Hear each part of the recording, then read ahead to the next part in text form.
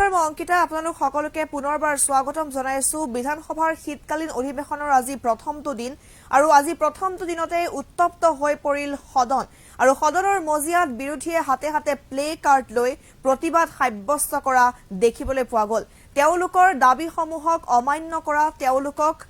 অবহেলা কৰাৰ তেওঁলোকে অভিযোগ উত্থাপিত কৰিছে লগতে কৃষি আইনখনক লৈও আজি সদনত উত্তপ্ত পৰিস্থিতিৰ সৃষ্টি হয় আমি জনাইছো আপোনালোকক এই খবৰটো এই মুহূৰ্তত কিছু মুহূৰ্তৰ পূৰ্বে সদনৰ মজিয়াত উত্তপ্ত পৰিস্থিতিৰ সৃষ্টি হয় আৰু হাতে হাতে প্লে কাৰ্ড লৈ প্ৰতিবাদ সাব্যস্ত কৰিছে বিৰোধীয়ে প্লে কাৰ্ড লৈ প্ৰতিবাদ সাব্যস্ত কৰিছে বিৰোধীয়ে আৰু পৰৱৰ্তী সময়ত তেওঁলোকে সদনৰ পৰা ওলাই আহি বাহিৰত প্ৰতিবাদ সাব্যস্ত কৰা দেখিবলৈ পোৱা গৈছে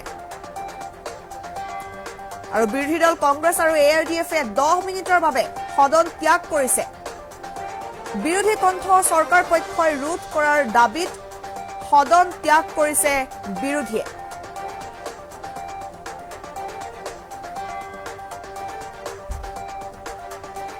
তেওঁলোকে অভিযোগ উত্থাপিত কৰিছে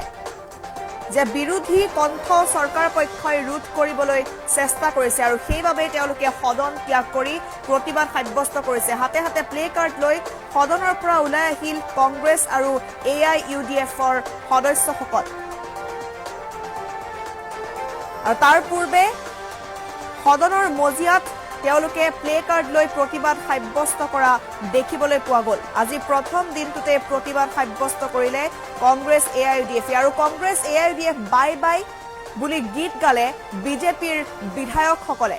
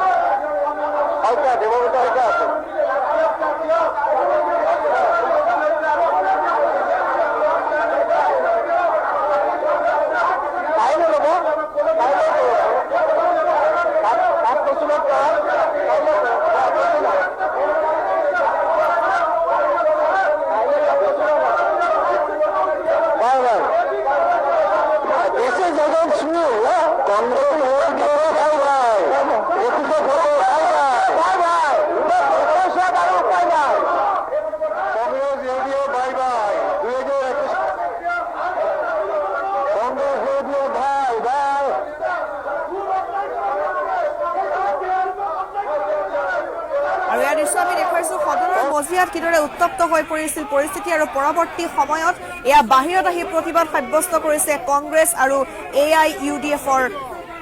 বিধায়কসকলে দেৱব্ৰত শইকীয়া আছে ৰকিবুল হুছেইন আছে আৰু বহু তেওঁলোকৰ দলৰ বিধায়ক মন্ত্ৰীসকল উপস্থিত আছে আৰু তেওঁলোকে প্ৰতিবাদ সাব্যস্ত কৰিছে কিছু সময়ৰ বাবে সেইবাবে সদন স্থগিত হৈ পৰে তেওঁলোকে এটা প্ৰতিবাদ সাব্যস্ত কৰিছে যে কৃষক বিৰোধী যি কৃষি আইন আছে সেই কৃষি আইন বাতিল কৰিব লাগে বান গৰাখহনীয়াত সৰ্বশান্ত কৃষকসকলক ক্ষতিপূৰণ দিব লাগে ইত্যাদি বিভিন্ন ধৰণৰ তেওঁলোকে হাতে হাতে প্লে কাৰ্ড লৈছে কৃষকৰ আত্মহত্যাৰ পৰিৱেশ সলনি কৰক কৃষকৰ কৃষি ঋণ মাফ কৰক ইত্যাদি তেওঁলোকে দাবী উত্থাপিত কৰিছে আৰু প্ৰতিবাদ সাব্যস্ত কৰিছে এয়া সদনৰ বাহিৰত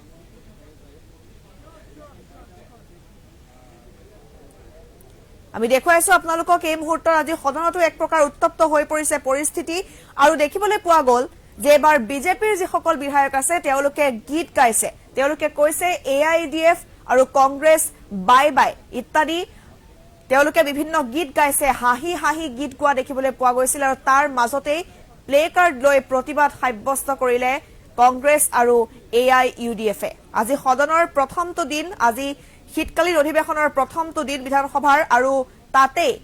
প্ৰথম দিনটোতে প্ৰথম পৰ্যায়তে প্ৰতিবাদ সাব্যস্ত কৰিছে এইসকল বিৰোধীৰ সদস্যসকলে আৰু তেওঁলোকে দাবী উত্থাপিত কৰিছে বহু দাবী আছে বান গৰাখহনীয়াৰ তেওঁলোকে যিসকল সৰ্বশ্ৰান্ত লোক তেওঁলোকক ক্ষতিপূৰণ দিব লাগে বুলি কৈছে কৃষি আইন যিখন কৃষি আইনৰ বাবে সমগ্ৰ দেশত প্ৰতিবাদ সাব্যস্ত কৰি আছে কৃষকসকলে এটা মাহ সম্পূৰ্ণ হৈ গৈছে অসমতো প্ৰতিবাদ হৈছে আৰু সেই কৃষি আইনখন বাতিল কৰিব লাগে বুলি কৈছে কৃষকসকলৰ কৃষি ঋণ মাফ কৰিব লাগে বুলিও তেওঁলোকে দাবী কৰিছে ইত্যাদি বিভিন্ন দাবীত তেওঁলোকে প্ৰতিবাদ সাব্যস্ত কৰিছে সদনৰ মজিয়াত আৰু সদনৰ বাহিৰতো তেওঁলোকে 10 মিনিটৰ বাবে ওলাই আহিছে তাতে তেওঁলোকে প্ৰতিবাদ সাব্যস্ত কৰিছে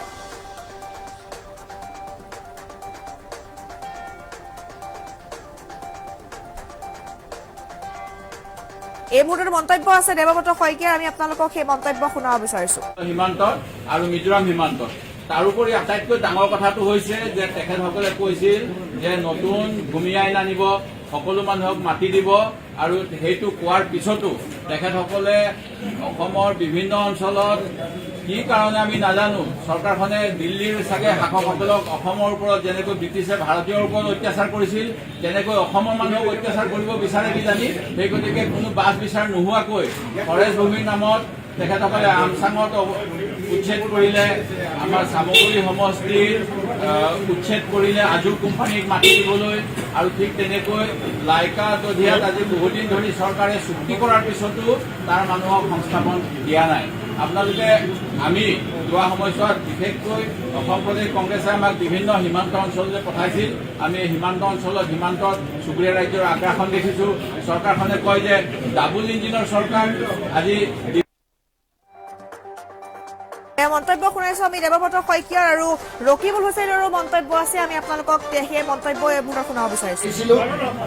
আজি rule of procedure conduct of business Assam legislative এছেম্বলিৰ জৰিয়তে স্পীকাৰ ডাঙৰীয়াই বিধানসভা চলাই আমি আজি তেওঁৰ অধ্যক্ষতাতে কেইবাবাৰো এনেধৰণৰ সভাত স্থগিত প্ৰস্তাৱ দিছো আৰু তেখেতে বিৰোধী পক্ষৰ শুনিছে আৰু পাৰ্লিয়ামেণ্টাৰী এফেয়াৰ্ছ চৰকাৰ পক্ষৰ শুনিছে এডমিছিবিলিটিৰ ওপৰত আমাৰ ক'বলৈ দিছে তাৰপিছত তেওঁৰ ৰায় দিছে কিন্তু আজি এনেধৰণৰ এটা কথা কৈছে যে আমাক এডমিছিবিলিটিৰ ওপৰত এনেধৰণৰ এটা জ্বলন্ত সমস্যাৰ ওপৰত আমাক ক'বলৈ নিদি তেওঁ যিটো দেখালে ইতিহাসত বিৰল এনেধৰণৰ পক্ষপাতিত আমাৰ কাষ্টডিয়ান অফ দ্য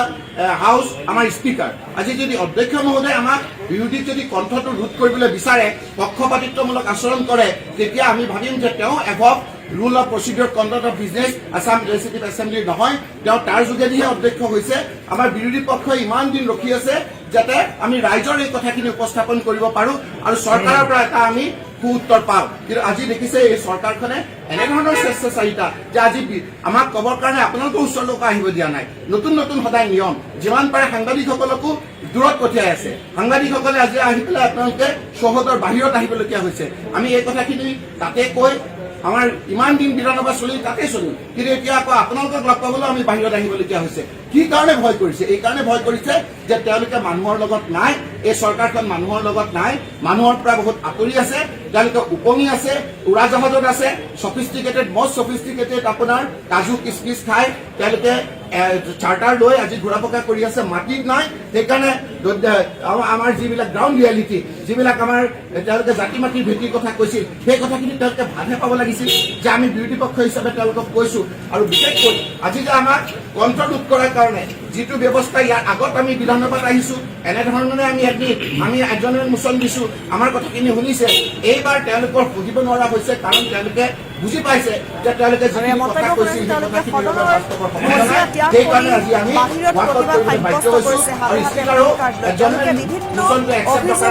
বিধানসভা আমাৰ একজন কৰিছে কিন্তু আমাৰ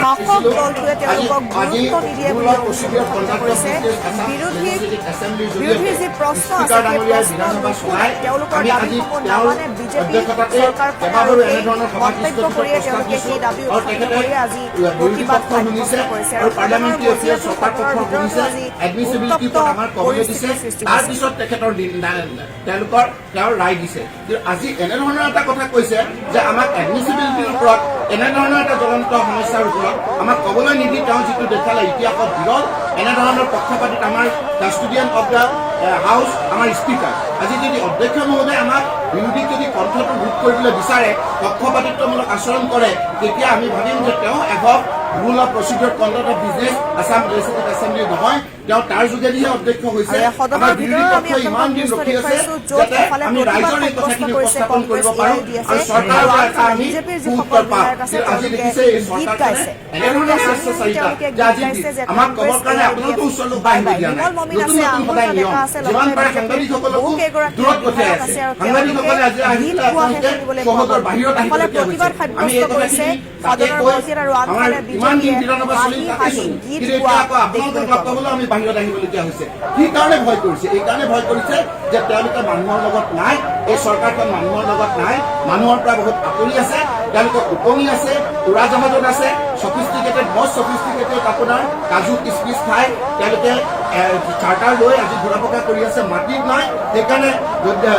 আমাৰ যিবিলাক গ্ৰাউণ্ড ৰিয়েলিটি, যিবিলাক আমাৰ তেওঁলোকে জাতি মাটিৰ ভেটিৰ কথা কৈছিল, সেই কথাখিনি তেওঁলোকে বাধা পাব লাগিছিল যে আমি বিৰোধী পক্ষ হিচাপে তেওঁলোকক কৈছো। আৰু বিশেষকৈ আজি যে আমাক কণ্ট্ৰল কৰাৰ কাৰণে যিটো ব্যৱস্থা ইয়াৰ আগত আমি বিধানসভাত আহিছো, এনেধৰণে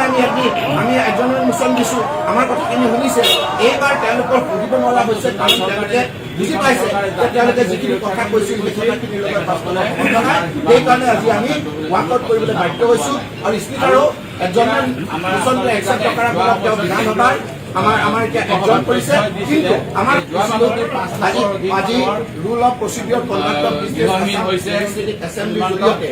স্পীকাৰ ডাঙৰীয়াই বিধানসভা চলাই আমি আজি তেওঁৰ অধ্যক্ষতাতে কেইবাবাৰো এনেধৰণৰ সমাধিস্থিত প্ৰস্তাৱ দিছো আৰু তেখেতে বিৰোধী পক্ষৰ শুনিছে আৰু পাৰ্লিয়ামেণ্টাৰী এফেয়াৰ চৰকাৰ পক্ষৰ শুনিছে, এডমিছিবিলিটিৰ ওপৰত আমাৰ ক'বলৈ দিছে। তাৰপিছত তেখেতৰ তেওঁলোকৰ তেওঁৰ ৰায় দিছে। আজি এনেধৰণৰ এটা কথা কৈছে যে আমাক এডমিছিবিলিটিৰ ওপৰত এনেধৰণৰ এটা জ্বলন্ত সমস্যাৰ ওপৰত আমাক ক'বলৈ নিদি তেওঁ যিটো দেখালে ইতিহাসত বিৰল এনেধৰণৰ পক্ষপাতি আমাৰ কাষ্টডিয়ান অফ দ্য হাউচ আমাৰ স্পীকাৰ। আজি যদি অধ্যক্ষ মহোদয়ে আমাক বিৰোধীক যদি কণ্ঠটো কৰিবলৈ বিচাৰে, পক্ষপাতিত্বমূলক আচৰণ কৰে, তেতিয়া আমি ভাবিম যে তেওঁ একক rule of procedure conduct of business Assam legislative assembly নহয়, তেওঁ তাৰ যোগেদিহে অধ্যক্ষ হৈছে। আমাৰ বিৰোধী পক্ষই ইমান দিন ৰখি আছে যাতে আমি ৰাইজৰ এই কথাখিনি উপস্থাপন কৰিব পাৰো আৰু চৰকাৰৰ পৰা এটা আমি উত্তৰ পাওঁ। আজি দেখিছে এই চৰকাৰখনে এনেধৰণৰ চেষ্টাচাৰিতা যে আজি আমাক ক'বৰ কাৰণে আপোনালোকৰ ওচৰলৈ আহিব দিয়া নাই। নতুন নতুন সদায় নিয়ম, যিমান পাৰে সাংবাদিকসকলকো দূৰত পঠিয়াই আছে। সাংবাদিকসকলে আজি আহি পেলাই আপোনালোকে চৌহদৰ বাহিৰত আহিবলগীয়া হৈছে। আমি এই কথাখিনি তাতে কৈ আমাৰ ইমান দিন বিধানসভা চলি তাতে চলি, কিন্তু এতিয়া আকৌ আপোনালোকক লগ পাবলৈ আমি বাহিৰত আহিবলগীয়া হৈছে। কি কাৰণে ভয় কৰিছে? এই কাৰণে ভয় কৰিছে যে তেওঁলোকে মানুহৰ লগত নাই, এই চৰকাৰখন মানুহৰ লগত নাই, মানুহৰ পৰা বহুত আঁতৰি আছে, তেওঁলোকে উপঙি আছে, উৰাজাহাজত আছে, সফিষ্টিকেটেড মষ্ট সফিষ্টিকেটেড আপোনাৰ কাজু কিচমিচ খাই তেওঁলোকে চাৰ্টাৰ লৈ আজি ঘূৰা পকা কৰি আছে, মাটিত নাই। সেইকাৰণে আমাৰ যিবিলাক গ্ৰাউণ্ড ৰিয়েলিটি, যিবিলাক আমাৰ তেওঁলোকে জাতি মাটিৰ ভেটিৰ কথা কৈছিল, সেই কথাখিনি তেওঁলোকে বাধা পাব লাগিছিল যে আমি বিৰোধী পক্ষ হিচাপে তেওঁলোকক কৈছো। আৰু বিশেষকৈ আজি যে আমাক কণ্ট্ৰল কৰাৰ কাৰণে যিটো ব্যৱস্থা ইয়াৰ আগত আমি বিধানসভাত আহিছো, এনেধৰণে আমি এজনৰ মোচন দিছো, আমাৰ কথাখিনি শুনিছে। এইবাৰ তেওঁলোকৰ সুধিব নোৱাৰা হৈছে কাৰণ তেওঁলোকে বুজি পাইছে যে তেওঁলোকে যিখিনি কথা কৈছিল সেই কথাখিনিৰ লগত বাস্তৱত সম্বন্ধ নাই। সেইকাৰণে আজি আমি ৱাকআউট কৰিবলৈ বাধ্য হৈছো। আৰু স্পীকাৰো এজনৰ মোচনটো একচেপ্ট কৰাৰ ফলত তেওঁ বিধানসভাৰ আমাৰ এতিয়া এডজন কৰিছে। কিন্তু আমাৰ পাইছিলো আজি rule of procedure conduct of business Assam legislative এছেম্বলিৰ জৰিয়তে স্পীকাৰ ডাঙৰীয়াই বিধানসভা চলাই আমি আজি তেওঁৰ অধ্যক্ষতাতে কেইবাবাৰো এনেধৰণৰ সভাস্থগিত প্ৰস্তাৱ দিছো আৰু তেখেতে বিৰোধী পক্ষৰ শুনিছে আৰু পাৰ্লিয়ামেণ্টাৰী এফেয়াৰ চৰকাৰ পক্ষৰ শুনিছে, এডমিছিবিলিটিৰ ওপৰত আমাৰ ক'বলৈ দিছে। তাৰপিছত তেখেতৰ তেওঁৰ ৰায় দিছে। কিন্তু আজি এনেধৰণৰ এটা কথা কৈছে যে আমাক এডমিছিবিলিটিৰ ওপৰত এনেধৰণৰ এটা জ্বলন্ত সমস্যাৰ ওপৰত আমাক ক'বলৈ নিদি তেওঁ যিটো দেখালে ইতিহাসত বিৰল এনেধৰণৰ পক্ষপাতিত আমাৰ কাষ্টডিয়ান অফ দ্য হাউচ আমাৰ স্পীকাৰ। আজি যদি অধ্যক্ষ মহোদয়ে আমাক বিৰোধীক যদি কণ্ঠটো ৰোধ কৰিবলৈ বিচাৰে, পক্ষপাতিত্বমূলক আচৰণ কৰে, তেতিয়া আমি ভাবিম যে তেওঁ একক rule of procedure conduct of business Assam legislative assembly নহয়, তেওঁ তাৰ যোগেদিহে অধ্যক্ষ হৈছে। আমাৰ বিৰোধী পক্ষই ইমান দিন ৰখি আছে যাতে আমি ৰাইজৰ এই কথাখিনি উপস্থাপন কৰিব পাৰো আৰু চৰকাৰৰ পৰা এটা আমি উত্তৰ পাওঁ। কিন্তু আজি দেখিছে এই চৰকাৰখনে এনেধৰণৰ চেষ্টাচাৰিতা যে আজি আমাক ক'বৰ কাৰণে আপোনালোকৰ ওচৰলৈ আহিব দিয়া নাই। নতুন নতুন সদায় নিয়ম, যিমান পাৰে সাংবাদিকসকলকো দূৰত পঠিয়াই আছে। সাংবাদিকসকলে আজি আহি পেলাই আপোনালোকে চৌহদৰ বাহিৰত আহিবলগীয়া হৈছে। আমি এই কথাখিনি তাতে কৈ আমাৰ ইমান দিন বিধানসভা চলিল তাতে চলিল, কিন্তু এতিয়া আকৌ আপোনালোকক লগ পাবলৈও আমি বাহিৰত আহিবলগীয়া হৈছে। কি কাৰণে ভয় কৰিছে? এই কাৰণে ভয় কৰিছে যে তেওঁলোকে মানুহৰ লগত নাই, এই চৰকাৰখন মানুহৰ লগত নাই, মানুহৰ পৰা বহুত আঁতৰি আছে, তেওঁলোকে উপঙি আছে, উৰাজাহাজত আছে, সফিষ্টিকেটেড মষ্ট সফিষ্টিকেটেড আপোনাৰ কাজু কিচমিচ খাই তেওঁলোকে চাৰ্টাৰ লৈ আজি ঘূৰা পকা কৰি আছে, মাটিত নাই। সেইকাৰণে আমাৰ যিবিলাক গ্ৰাউণ্ড ৰিয়েলিটি, যিবিলাক আমাৰ তেওঁলোকে জাতি মাটিৰ ভেটিৰ কথা কৈছিল, সেই কথাখিনি তেওঁলোকে ভালহে পাব লাগিছিল যে আমি বিৰোধী পক্ষ হিচাপে তেওঁলোকক কৈছো। আৰু বিশেষকৈ আজি যে আমাক কণ্ঠৰোধ কৰাৰ কাৰণে যিটো ব্যৱস্থা ইয়াৰ আগত আমি বিধানসভাত আহিছো, এনেধৰণে আমি এজন মোচন দিছো, আমাৰ কথাখিনি শুনিছে। এইবাৰ তেওঁলোকৰ বুজিব নোৱাৰা হৈছে, কাৰণ তেওঁলোকে বুজি পাইছে যে তেওঁলোকে যিখিনি কথা কৈছিল সেই কথাখিনিৰ লগত বাস্তৱৰ সম্বন্ধ নাই। সেইকাৰণে আজি আমি ৱাকআউট কৰিবলৈ বাধ্য হৈছো। আৰু স্পীকাৰো এডজৰ্ণমেণ্ট মোচনটো একচেপ্ট নকৰাৰ ফলত তেওঁ বিধানসভাৰ আমাৰ এতিয়া এডজৰ্ণ কৰিছে। কিন্তু আমাক আহিছিলো আজি rule of procedure conduct of business Assam legislative এছেম্বলিৰ জৰিয়তে স্পীকাৰ ডাঙৰীয়াই বিধানসভা চলাই আমি আজি তেওঁৰ অধ্যক্ষতাতে কেইবাবাৰো এনেধৰণৰ সমাধিস্থগিতৰ প্ৰস্তাৱ দিছো। আৰু তেখেতে বিৰোধী পক্ষ শুনিছে আৰু পাৰ্লিয়ামেণ্টাৰী এফেয়াৰ্ছ চৰকাৰ পক্ষ শুনিছে, এডমিছিবিলিটি ওপৰত আমাক ক'বলৈ দিছে। তাৰপিছত তেখেতৰ তেওঁৰ ৰাইট আছে। এনেধৰণৰ এটা কথা কৈছে যে আমাক এডমিছিবিলিটিৰ ওপৰত এনেধৰণৰ